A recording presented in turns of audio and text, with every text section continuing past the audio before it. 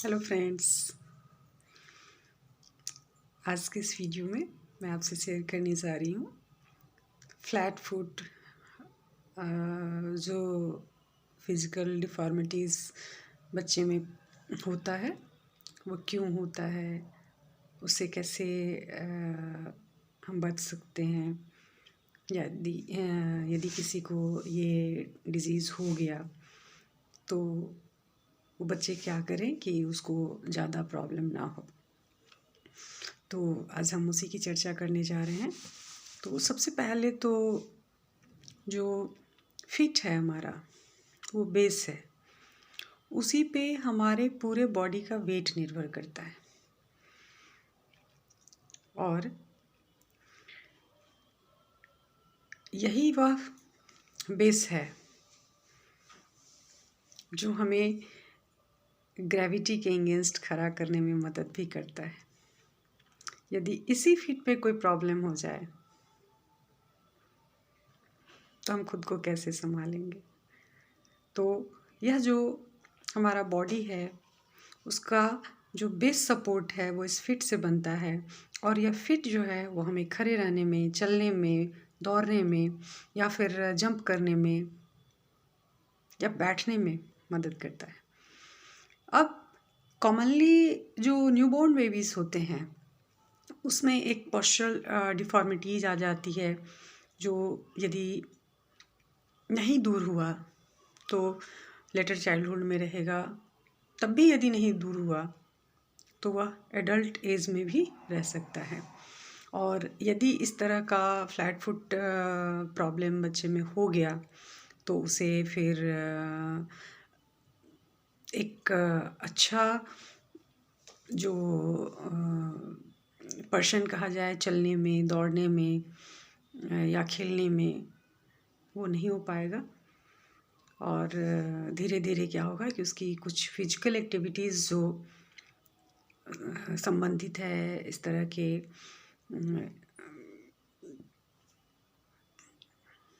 Support से, वो नहीं कर पाएगा। अब ये जो फुट डिफॉर्मिटीज़ है ये कैसे अब्जॉर्ब होगा, आप कैसे देखेंगे? क्योंकि जनरली जो छोटे बेबी होते हैं उसका तो जो फिट पोर्शन है वो मांसल होता है, जल्दी पता ही नहीं चलता कि उसमें कर्व है कि नहीं। तो जब हम छोटे बच्चे को वाटर डिप फिट के साथ फ्लोर पे चलाते हैं और देखते हैं कि उसके टोस और सोल के बीच में कर्व नहीं बन रहा है तो उसे फ्लैट फुट डिफॉर्मिटीज़ कहा जाता है। ऐसे फुटप्रिंट्स देखने के बाद सबसे पहले तो आप इस बात पे ध्यान दें कि बच्चे के फिट आर्क को हम कैसे बनाएं। आप ज़रा सोचिए ये फिट आर्क बनता कैसे है, क्योंकि सोल में भी मांसपेशियां होती है और उसी पेशियों के खिंचाव या प्रेशर के कारण हम चल पाते हैं।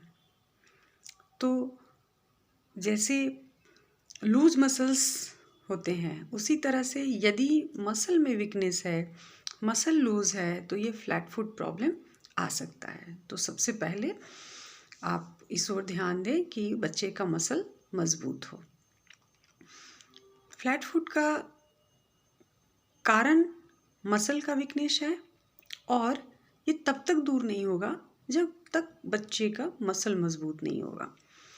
वीक मसल्स के साथ फ्लैट फुट डिजीज़ को कवर नहीं किया जा सकता है। ये तभी होगा जब मसल मजबूत हो और उसका जो बॉडी वेट है वो बैलेंस हो। इसके साथ ही साथ हमें इस बात का भी ध्यान रखना होगा कि बच्चा प्रॉपर शूज़ पहने।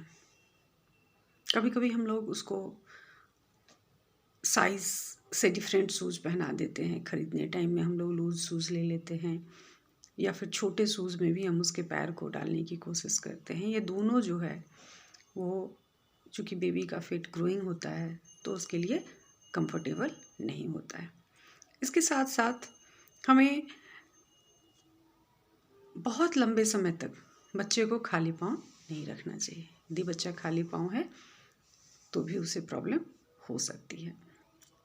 अब है कि प्रिकॉशन क्या करना चाहिए यदि इस तरह का प्रॉब्लम हो गया, तो इसके लिए प्रिकॉशन क्या होना चाहिए।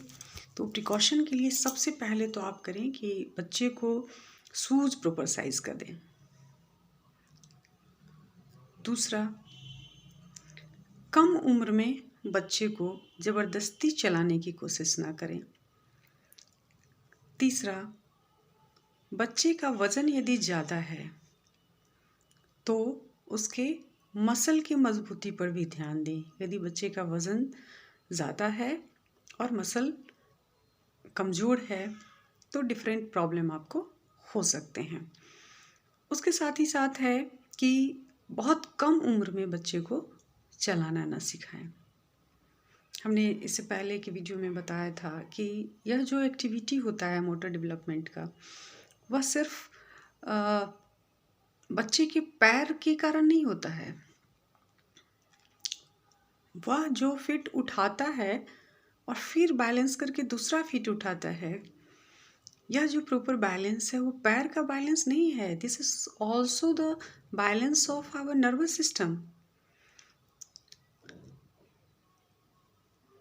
तो ज़बरदस्ती बच्चे को चलाने की कोशिश ना करें। इसके साथ ही साथ छोटे बच्चे को बड़े वज़न की चीज़ उठाने के लिए ना दें, उसको अवॉइड करें। और लड़कियों को हाई हील सैंडल दे दिया जाता है छोटे ही एज में पहनने के लिए। काइंडली बच्चे को प्रॉपर साइज़ का शू दें, उसके पैर को डेवलप होने का मौका दें, उसके जो फिट है उसको फ्लैट रखने की कोशिश करें, कंफर्टेबल रखने की कोशिश करें।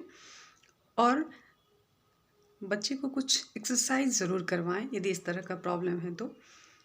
वो एक्सरसाइज कॉमन एक्सरसाइज है जो जनरली हम लोग नॉर्मल बच्चे को भी कहते हैं कि आप कीजिए, आपका जो फिट मसल्स है वो मज़बूत होगा। उसमें है स्किपिंग, ऑफ रोप, रस्सी कूद में आप ज़रूर बच्चे को पार्टिसिपेट कराएं। उससे बच्चे का जो फिट मसल्स है उसका अच्छा एक्सरसाइज होता है। उसको टोज़ के हेल्प से जंप करने की कोशिश करने के लिए कहें। टोज़ के हेल्प से, मतलब पूरा फिट नहीं, टोज़, ओनली टोज़। जब बच्चे टोज़ के हेल्प से जंप करने की कोशिश करते हैं तो वह आर्क जो सोल और टोज़ के बीच में है वो बनने के चांसेस हो जाते हैं, और उस खिंचाव से वहाँ का जो मसल्स है उसमें भी कंट्रोल होना शुरू हो जाता है। नेक्स्ट होता है कि आप बच्चे को हील के मदद से अप एंड डाउन, मतलब थोड़ा ऊंचा उठना, थोड़ा नीचे आना सिखाएं। इससे क्या होगा कि वह आर्क जैसे टोज़ के हेल्प से अप एंड डाउन्स करने पे या जंप करने पे आर्क बनने की संभावना थी, वही सोल के मदद से यदि वो अप एंड डाउन करता है तो आर्क बनने की संभावनाएं होती है। उसके बाद जब बच्चा बैठा हुआ हो तो उसके पैर के नीचे कुछ पीट्स आप डाल सकते हैं, कुछ जो छोटे छोटे स्टोन हो वो डाल सकते हैं आप, कुछ टाइनी पेपर डाल सकते हैं। और उस बच्चे को कहिए कि वो अपने टोज़ के हेल्प से उसको होल्ड करने की कोशिश करे। और यदि बच्चा उस हेल्प से, उस टोज़ के हेल्प से उस चीज़ को पकड़ने की कोशिश करता है तो उसके सोल पोर्शन का जो भी मसल्स है उसका एक्सरसाइज होता है और वो प्रॉपर फंक्शन करना शुरू करता है। तो यदि इस तरह के एक्सरसाइज रेगुलर कराए जाएं, ये तो पेरेंट्स को ही कराना होगा, तो बच्चा कवर हो सकता है। 100% ना सही, लेकिन कुछ हद तक तो ज़रूर कवर हो जाएगा, जिससे बच्चे को चलने में, दौड़ने में कठिनाई नहीं हो। क्योंकि फ्लैट फुट वाले बच्चे जब लॉन्ग वॉक करते हैं तो उन्हें प्रॉब्लम्स आती है, वो अच्छे स्पोर्ट्स पर्सन नहीं होते हैं, या फिर उन्हें जो मेडिकल चेकअप या फिजिकल चेकअप होता है डिफरेंट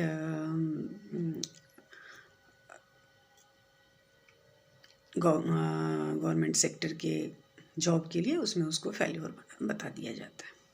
तो बचपन में अपने बच्चे पे ध्यान दें और इस तरह की जो एबनॉर्मलिटी हो उसके लिए उसको पहले से तैयार रखें। Thank you.